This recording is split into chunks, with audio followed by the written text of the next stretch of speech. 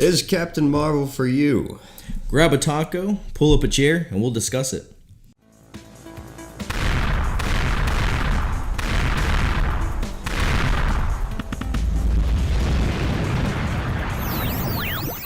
Welcome, everybody, to Tex-Mex Nerd Feed. I'm Tex. And I'm Mex. Today we're going to discuss on Captain Marvel, a character that we have almost no source material on, which we're usually about. Yeah, when it comes to Batman and DC and stuff, we have read the comic books and so on and so forth, so we can base our opinions of the movies off of that source material. This one, we kind of, I don't know about you, but I kind of just researched stuff in regards to it, and I never actually read a comic book. I'm not heavily invested in Marvel characters unless it's Thor or Spider-Man. If it's Thor, I'm usually reading a Norse mythology book or something. If it's Spider-Man, I don't care too much for the lackluster plots of the actual comic books. I know a bit about Marvel, but nothing about Captain Marvel. Yeah. So in our research, we have found the original Captain Marvel, Marvel, and then we have Monica Rambeau and obviously Carol Danvers. Yes. So what did we think of the character development throughout the movie? What character development? Exactly.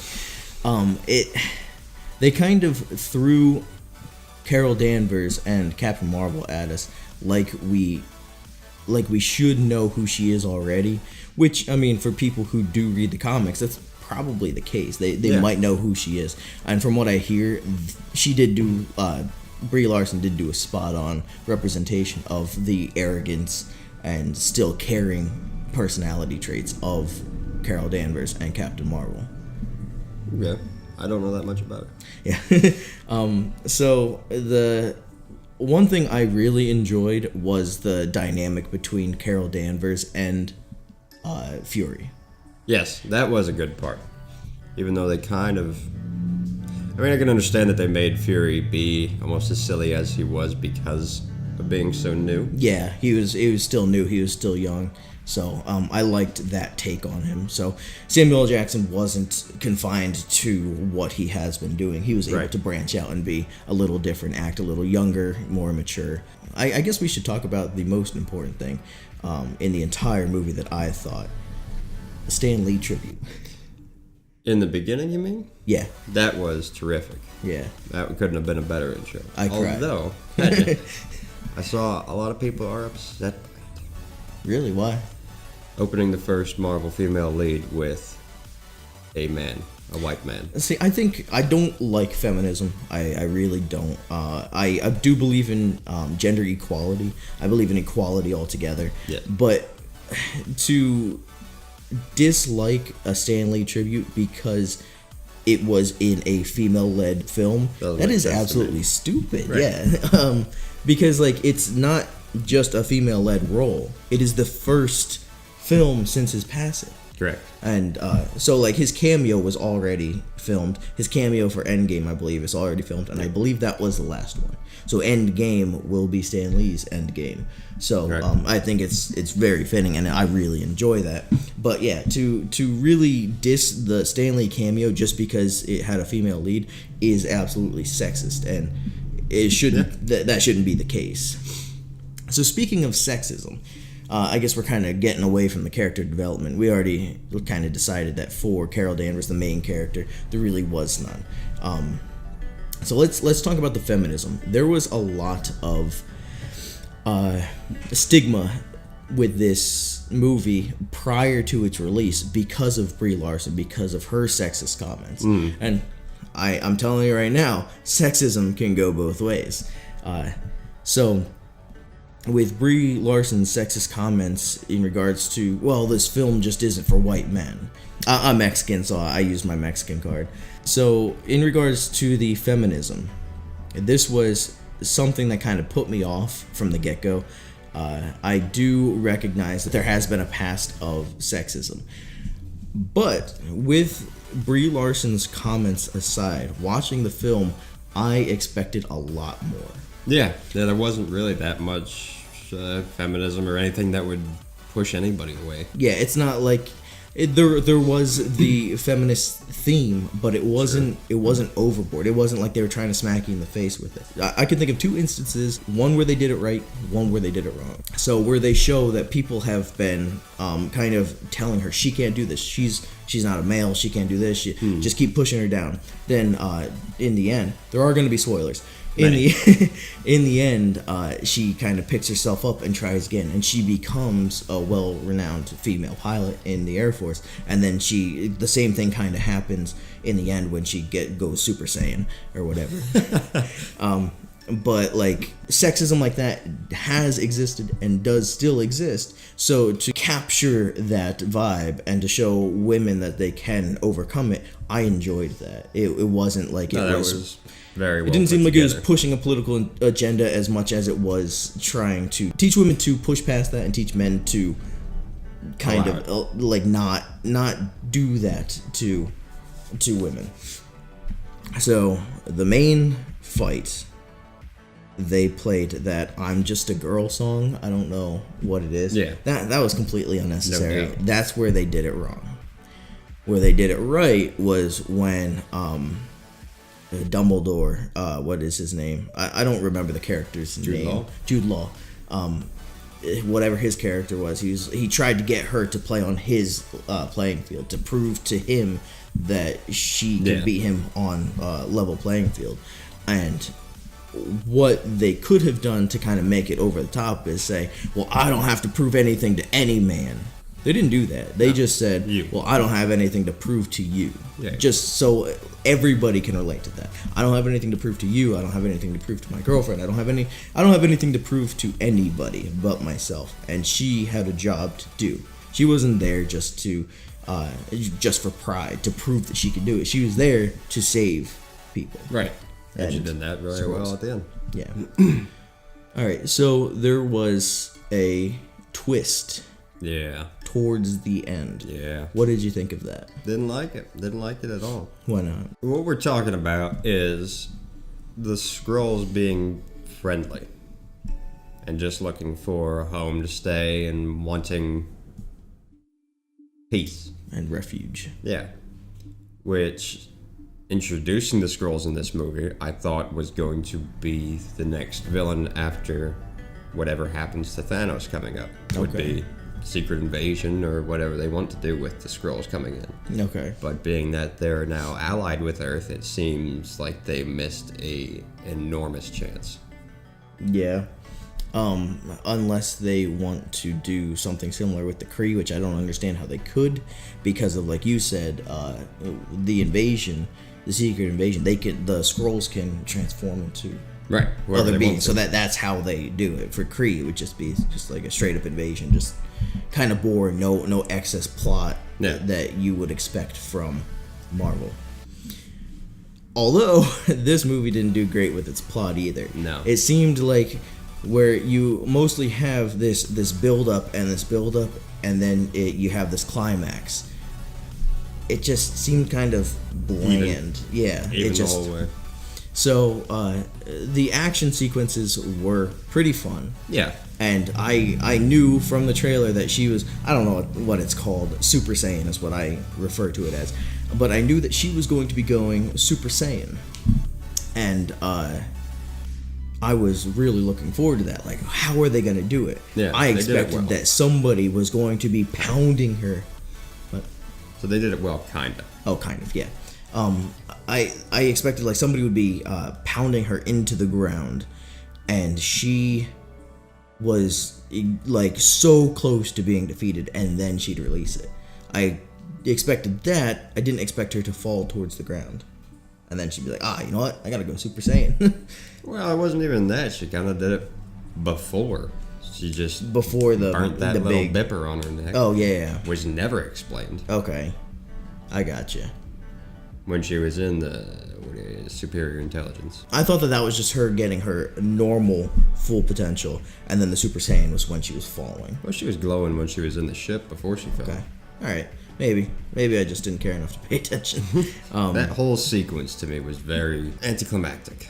Yeah, that's exactly it. When she's wrapped up in all the goop and she burns that whatever it was on her neck for absolutely no reason. Yeah. And then the superior intelligence is blasting her with blue. With blue. Just blue. Doesn't really say what the blue is, but she can walk right through it. What did you think of the superior intelligence being Mar-Vell? I know you don't really know the source material that well. Do you know Mar-Vell? No. Or she was the old Captain Marvel? Oh, he. Yeah. So we're back in to the whole feminist thing. They did a gender swap on Mar-Vell. So this is the original Captain Marvel. Not my original Captain Marvel. Right. Shazam is my original Captain Marvel. But this is the original Marvel Captain Marvel, and his name is actually Mar-Vell, and he is Kree. He's full Kree. Yeah. If you want to know the full origin story, you can look it up on Fandom Marvel Wikia, or you can watch Variant Comics. Eris Quinones does a origin story for Captain Marvel. You can see here that Mar-Vell was a Kree original Captain Marvel superhero, and they kind of changed that. Not only did they gender swap, Mar-Vell ended up being just a doctor, a scientist. I mean, she was a Kree still. Yeah. But she wasn't also special. Yeah, exactly. She wasn't Captain Marvel. No. And then you have what I think is the third iteration of Captain Marvel. I'm pretty sure she was the third iteration. But I don't know, because Carol Danvers is relatively new. And Monica Rambeau was the, 80s Captain Marvel. Okay. The little girl that you saw in the movie, that's Monica Rambeau. So Okay. she's Captain Marvel. She's not Captain Marvel, and not an 80s version of Captain Marvel. But has the potential to become later on. Possibly, yeah. They kind of didn't explore much with that, just kind of the relationship between Carol and The Rambos. Monica. So I'm thinking that obviously we're fast forwarding so many years into the future for Endgame. She might be part of Makes sense. Yeah, she might be part of Endgame, or the latter part of the MCU after Endgame, when we're into phase 4 now. Right. So she might be part of that. I suggested that maybe she be to Captain Marvel what Rhodey is to Iron Man. That would make sense. So her character development was not great either. Neither was. No, they just threw them in there just because. Yeah, neither was Carol's. Speaking of throwing them in there just because, Ronan absolutely played no part in this movie, just to say, hey, he's back, and now he's gone. And to give that cryptic, we'll be back for her. Yeah.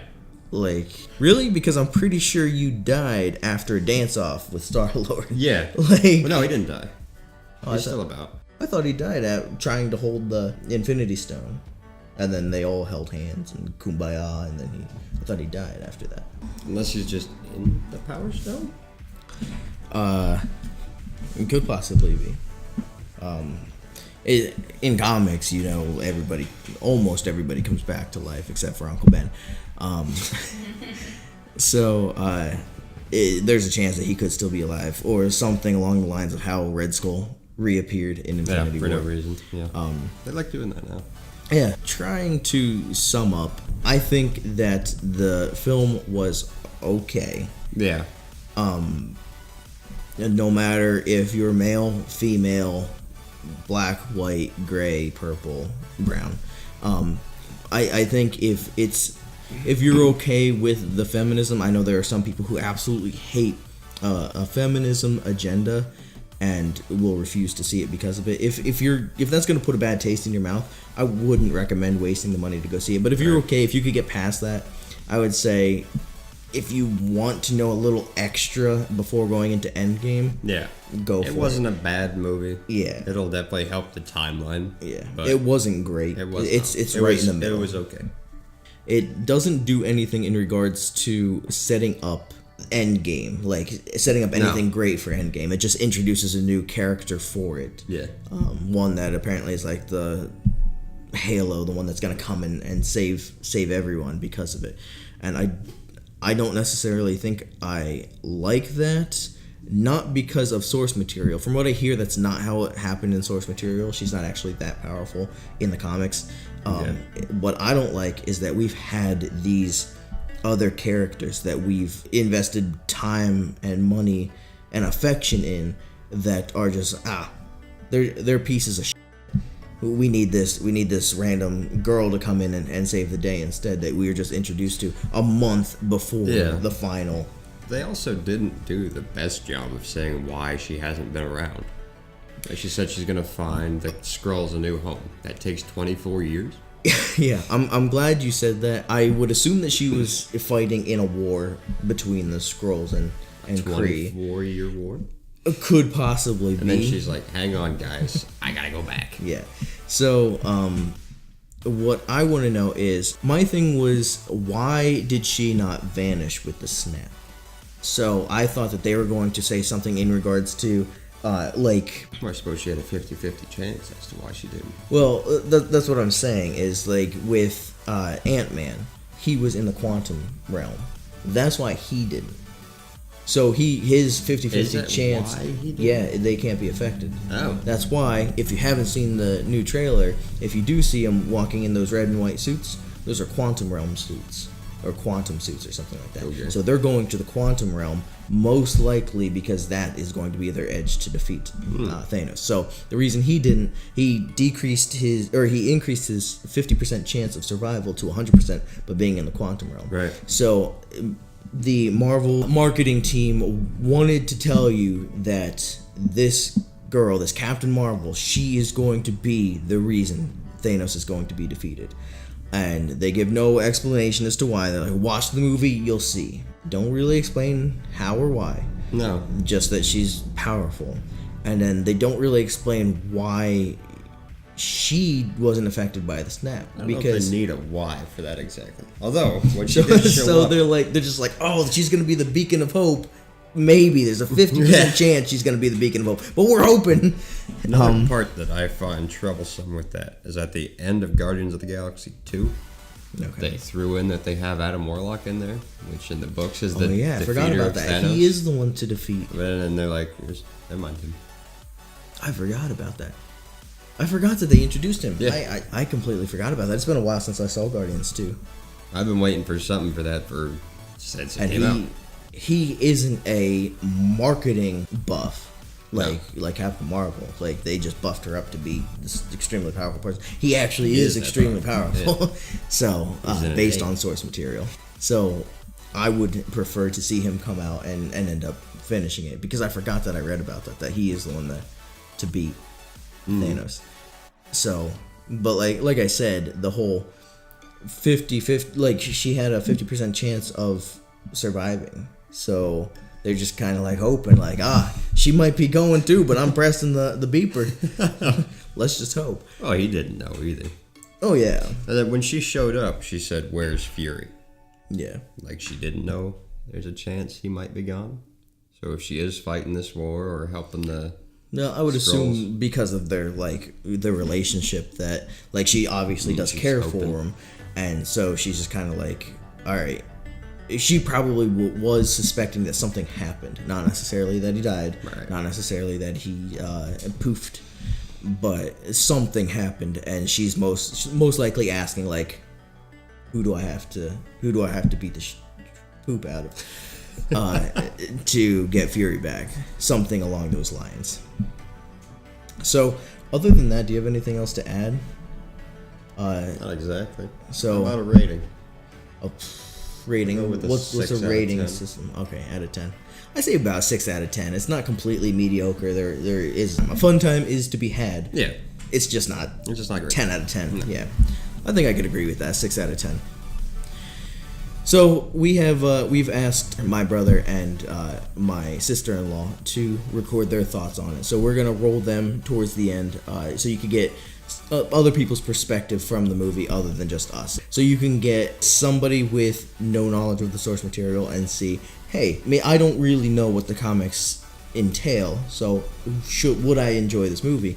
You can watch their reaction, see what they thought of it, and hopefully if you think you would enjoy it, you go see it before Endgame. Yeah. Alright, so that's going to be it for us. Thanks for watching.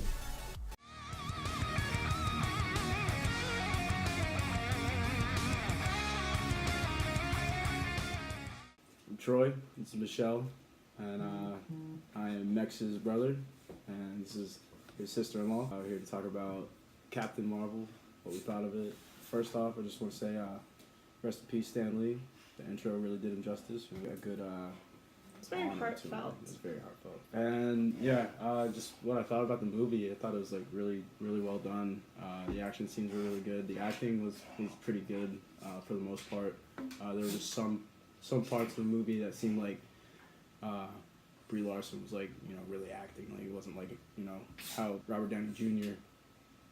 like plays Tony Stark, you know, just seems flawless, you know. I just kind of felt like she was acting, but Yeah. didn't really ruin the movie. There were a lot of good moments in it. If you watched Guardians of the Galaxy, you could see two characters from it that were bad guys. So, you know, if you watch them, if you're like big into the MCU, you could pick that out. So it's kind of like a big tell. We didn't though. No, you? no, I didn't. Like I they totally looked forgot. familiar. Yeah. We knew we'd seen them, but didn't really think about it until the end, and then we were googling it. Yeah. Like, why is this guy? Yeah. So that's really cool. I'm glad like they had, you know, kind of like a tie-in, you know, for the MCU. But one thing that we discussed after the movie was the Tesseract timeline with that. It just kind of like confused us because we were thinking that the Doctor like created the Tesseract, so it was like kind of confusing. Yeah, it wasn't very clear when they were talking about that. So we had to like look that up, and in the article that we read, it said, you know, how in Thor it's mentioned that like the Tesseract was one of the like you know, prize jewels or whatever in Odin's, you know, trophy room. That was kind of confusing, but yeah, after we googled that, like, I didn't really see any flaws in the movie at all. Yeah, I mean, I didn't like, and this is probably something you didn't even notice, but one of my biggest pet peeves, because everyone's like, oh, it's the first, like, female, you know, that you can look up to, but they always have to be like, they have to bring in that, oh, she's too emotional. Like, why is that always a problem with females that are, you know, in leading roles? Like, could we not, like, that always has to be something that they overcome. Like, oh, she's too emotional, but it's actually one of her strengths. Like, not every single female is too emotional. Like, even to the point of saying, like, oh, it's one of her strengths, but not every female is like that. Yeah, and it's funny because, like, in DC, like, the Lantern Corps, like, it's all based on emotion. So Yeah. it's like, all right, you're being too emotional. It's like, well, I mean, it's kind of a superpower, but Yeah. whatever. But it was good. Yeah, we it was really really good. liked it. Scenes at the end, those were interesting. After That was, credit scene? yeah. Yeah, Does he want you to talk about that? yeah. That was, because, yeah, that was interesting. Like, why didn't he call beforehand? It was already, like, Yeah, it was lost. already bad. He already But also, where was she? Like, because allegedly she was off finding these people, like, helping them find a home. Yeah, But then she got back like that after he called. yeah. So she must have known, like, Well, what was going I mean, on. I guess it wasn't, like, in a snap, because remember how Captain America and Black Widow, you know, they're like, Oh, yeah, I you know, guess they keep were sending leaving. the signal, so...